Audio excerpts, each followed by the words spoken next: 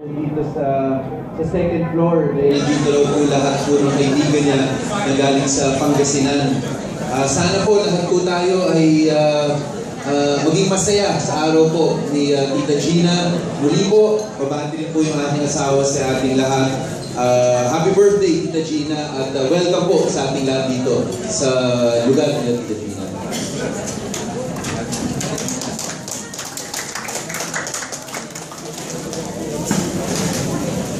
Hello po, isang magandang hapon po sa inyong lahat. Kay Tita Gina po, kay Manay Gina, kahit nasa baba po siya.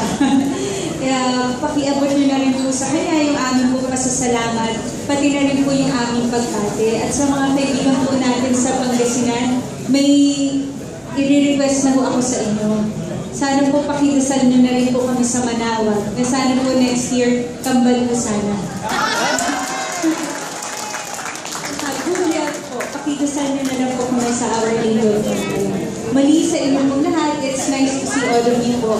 And of course, to Manay Gina, happy birthday po.